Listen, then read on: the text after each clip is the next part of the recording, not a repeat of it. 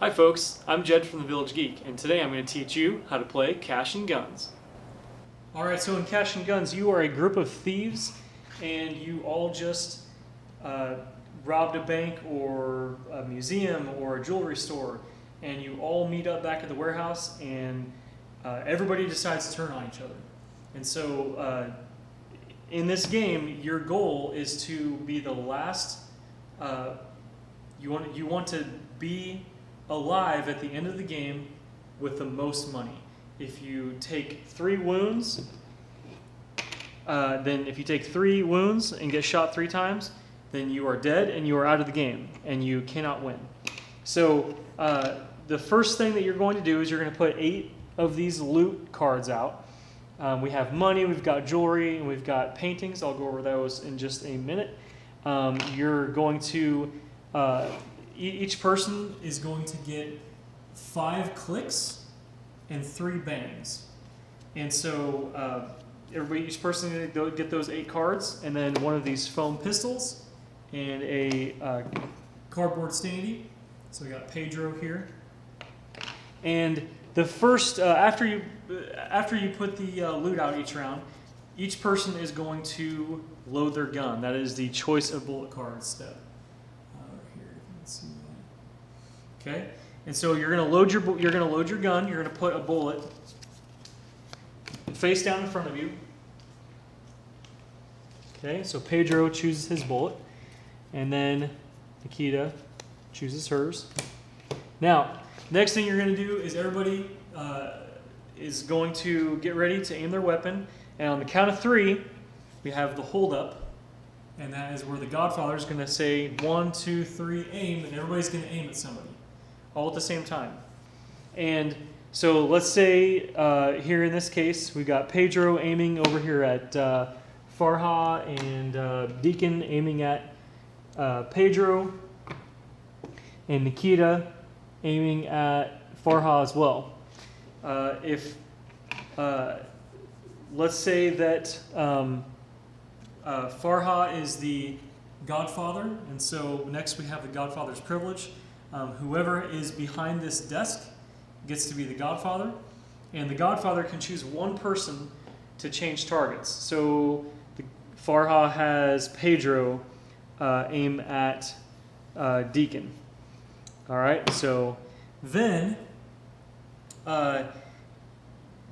we have the courage step, and the Godfather is going to count down, or count 1, 2, 3, and your cardboard, your characters are going to be standing up, and during the courage step, Godfather's going to count 1, 2, 3, and anybody that wants to take a dive and not get shot is going to knock over their character stand at the same time. So let's say Deacon and Pedro goes down, and we have Nikita still standing, and Farha stays standing as well. She's going to risk it. So then what happens is we have the card effects. And so there, Nikita flips over her card, and it's a bang. And so Farha is going to go down. But Farha did shoot, and however, since she shot at Deacon, her card is going to get just discarded face down. If the person that you shot at took a dive so that they did not get shot, or you took a dive yourself, then you are not shooting, and you're just going to discard your card face down, so that your opponents don't get to see what you played. So in this case, Nikita is now the only one still standing. We have Farha is down because Nikita shot her. Deacon took a dive. Pedro took a dive. And then after the last step of each round is the loot sharing step. Now that is where anybody who's still standing because they were not shot or because they did not take a dive is going to get to take turns. So in this case, Nikita just gets to pick from everything that's out, which would be really good for her. However, let's say, for example, that Deacon is still standing, and Pedro shot a click. or let's say Pedro stood standing as well, and he shot a click. In this case, you start with the Godfather, and then going to the left of the Godfather, clockwise. Deacon would pick first, so let's say Deacon takes the 20, and Pedro takes the $5,000 diamond card, and Nikita takes the 20,000, another 20,000, and you would just continue doing that until all of the loot cards are gone. You also can take the Godfather's desk, and if you take the Godfather's desk, you just flip it over, and then you steal the desk from somebody else. And so that's basic steps here. You're going to do that 8 times, and then the game's going to be over. And so I'm going to look at the cards with you, show you what all the cards do. Obviously, money is just straight up face value. So we have 5, 10s, and 20s. The paintings. Paintings are worth a total as a set at the end of the game. So if you only have one painting, it's only $4,000. If you have 10 paintings, all of your paintings combined are going to be worth $500,000. And so that's a lot of money. I mean, even getting up to 5 paintings is $100,000.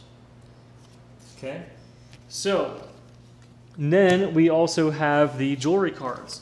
There are a bunch of jewelry cards in the deck, and they are worth the face value on the card. However, in addition to that, whoever has the most jewelry cards, not value, but actual jewelry cards, gets the jewelry thief bonus, and that is worth an extra $60,000 at the end of the game. There are also cards such as the med kit that allow you to heal 2 wounds as soon as you take it, or immediately when you use it. You cannot hold on to it, you cannot use it later, you have to use it right away. There also is the reload card, which when you take it, you immediately take a bang card from the discard pile and put it back into your hand, and then put a different card from your hand into the discard pile. And you may do that secretly, so you theoretically could take a click, but I don't know why you would. And so that is basically it. That is Cash and Guns.